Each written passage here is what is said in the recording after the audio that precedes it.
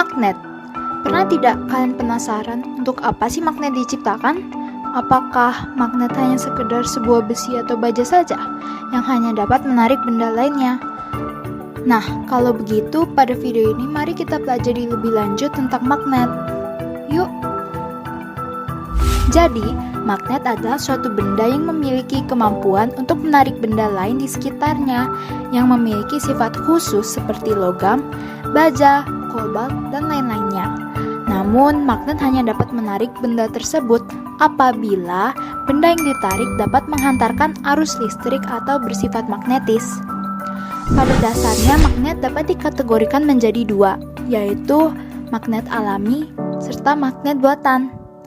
Yang pertama, magnet alami merupakan benda yang memiliki sifat kemagnetan secara alami tanpa adanya campur tangan manusia.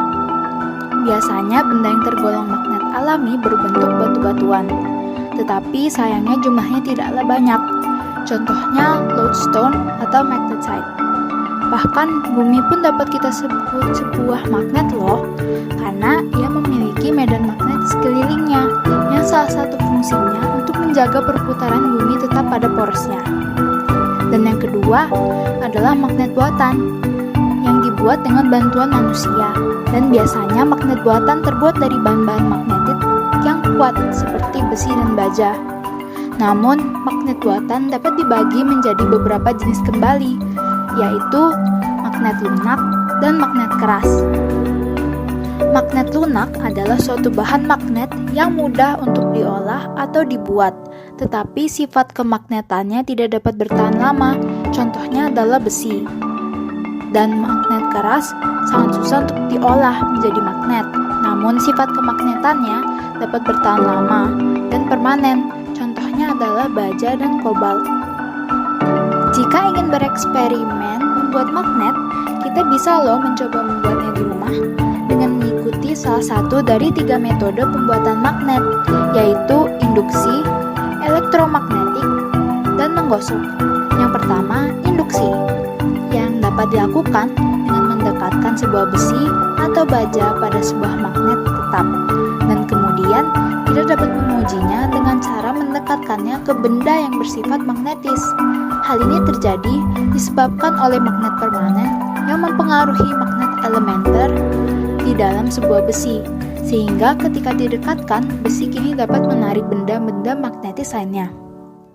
Magnet elementer merupakan magnet terkecil berbentuk atom dan merupakan susunan dari magnet yang cenderung memiliki arah yang beraturan apabila benda yang mengandung magnet elementer merupakan magnet permanen.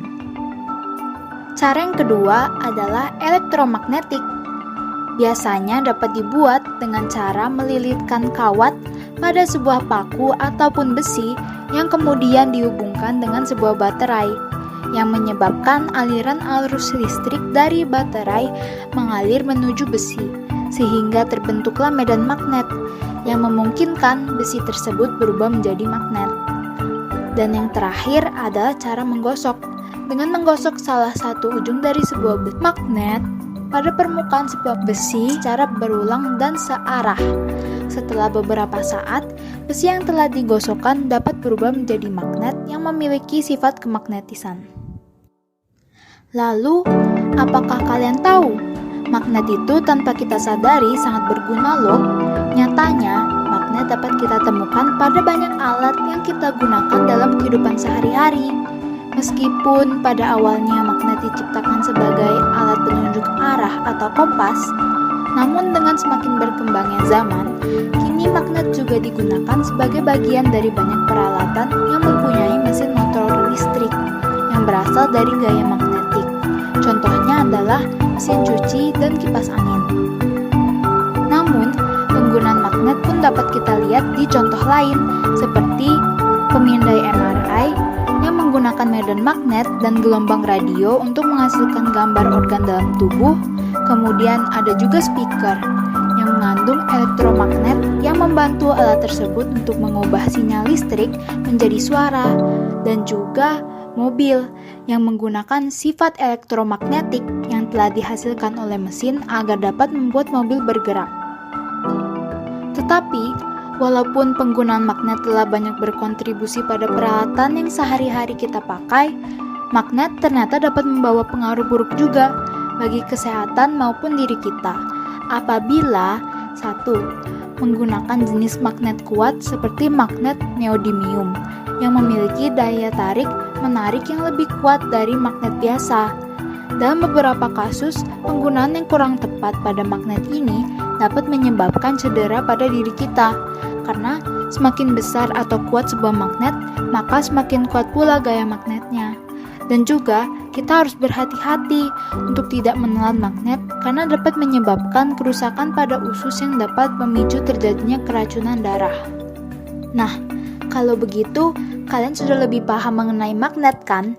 Sebagai kesimpulan, magnet adalah sebuah benda yang memiliki sifat magnetik atau tarik-menarik dengan benda magnetis lainnya.